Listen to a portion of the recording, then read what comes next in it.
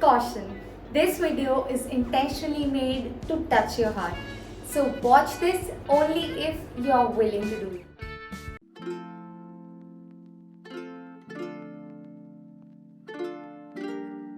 कभी अभिमान तो कभी स्वाभिमान है पिता। कभी धरती तो कभी आसमान है पिता। नमस्कार, मैं सविता कलवानिया और मैं शगुन।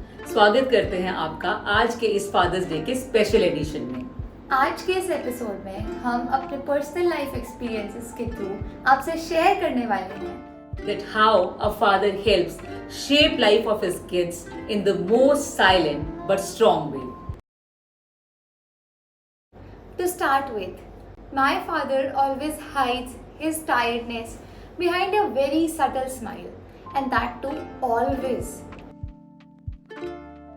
My father has always inspired us to live a life full of purpose.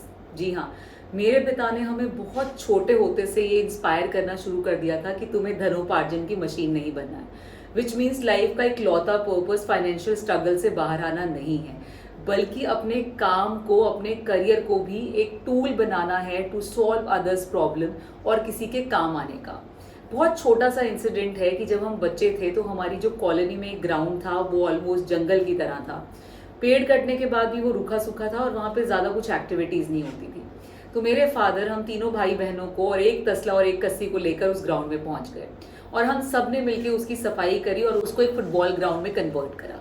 धीरे धीरे कॉलोनी के सब बच्चे वहाँ खेलने आने लगे और बहुत सारे बच्चे ऐसे हुए जो बड़े होकर पुलिस या फौज में गए और मेरे फादर को थैंक यू कहने आते थे।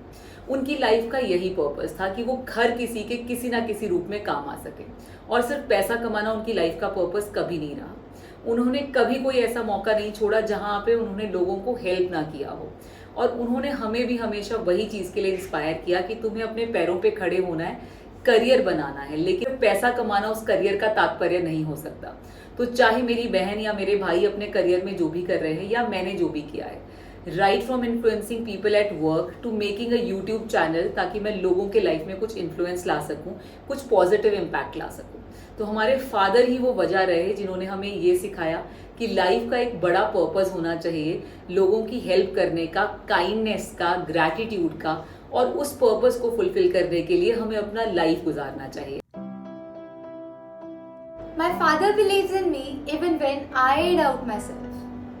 तो जब भी कभी मैं सुपर अंडर कॉन्फिडेंट फील करती हूँ और स्पेशली मैथ्स के केस में, my father is always standing with me and saying to me, I trust you, मुझे पता है तू कर लेगी। And just to prove him right, I give my best, and that's one of the reason you find me slaying everything I try to do.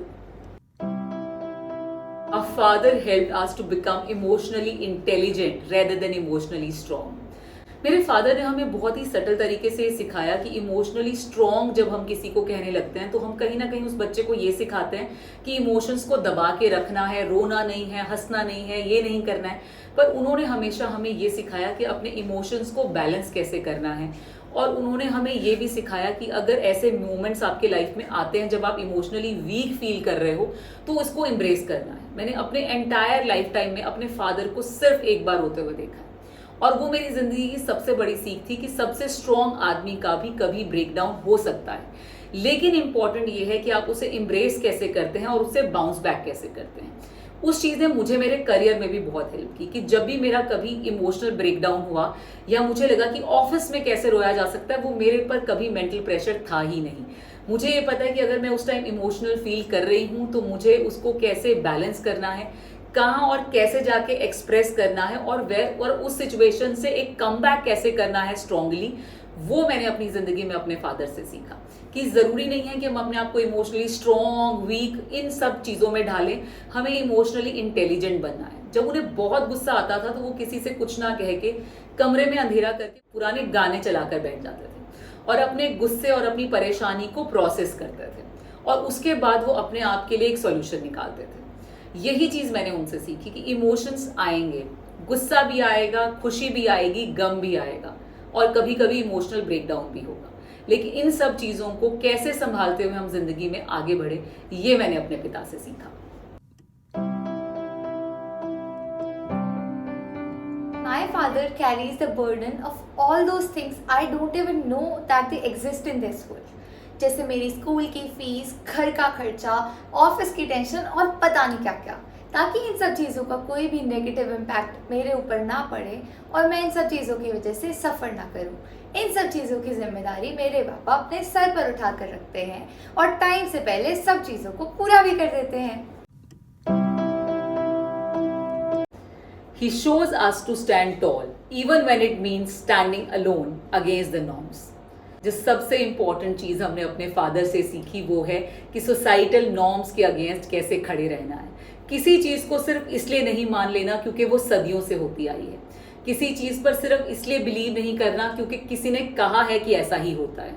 He helped us challenge every little thing to every larger thing in life. और उनके इसी belief ने मेरे भाई को एक artist बनने में हेल्प की और मेरी बहन को एक डिफेंस ऑफिसर। और उनके इसी बिलीफ ने हमें स्टेज पर चढ़ाया।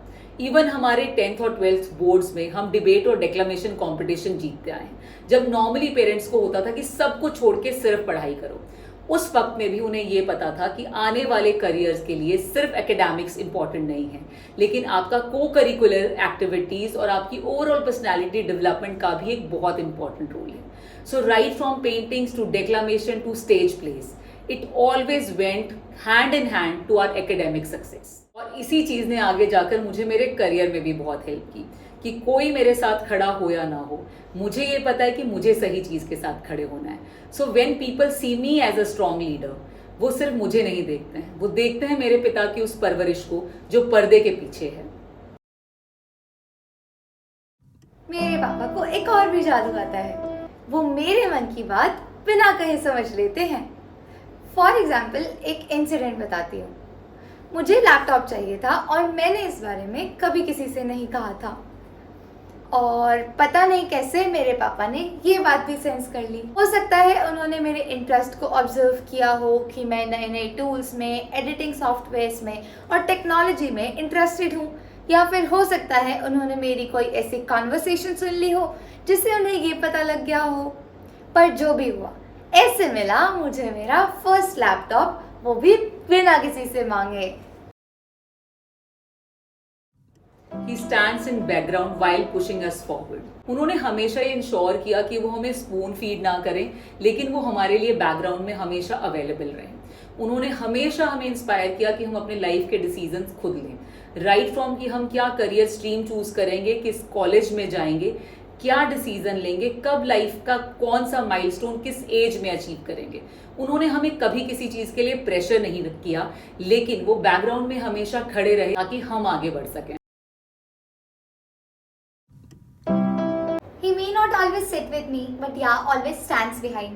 तो उनकी वर्क कमिटमेंट्स की वजह से ये तो पॉसिबल नहीं है कि वो हर वक्त मेरे साथ हों, पर उन्होंने ये इंश्योर किया है कि हम इकोनॉमिकली, फिजिकली और इमोशनली बिल्कुल सिक्योर रहें, और वो हमेशा हमारे पीछे एक रॉक की तरह खड़े रहते हैं। और अगर हम कभी भी किसी प्रॉब्लम में हो तो he is our first go to person. My father silently solves our problem even before they reach us. जब मैंने कंसीव किया और उसके बाद जब मेरी सिस्टर ने कंसीव किया, दोनों ही टाइम्स पे पहले मेरे पास और फिर मेरी सिस्टर के पास मेरे फादर पहुंच गए, जिसमें कि बहुत सारे सोसाइटल नॉर्म्स थे कि बेटियों के घर में पिता कैसे जाते हैं और पिता बच्चे को कैसे संभाल सकते हैं।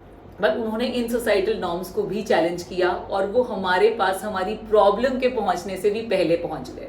दूसरा, मैंने देखा था कि हमारे साथ के जितने भी स्टूडेंट्स थे, या मैंने अपने करियर में बाद में भी बहुत सारे स्टूडेंट्स देखे जो एजुकेशन लोन लेके पढ़ाई करके आते थे, और मुझे बहुत हैरानी होती थी कि हम तीनों भाई बहनों में से किसी ने भी एजुकेशन लोन नहीं लिया, कि इतनी कम सैलरी में भी फादर ने ये कैसे मैनेज किया कि उन्होंने हमारे पास ये प्रॉब्लम कभी आने ही नहीं दी।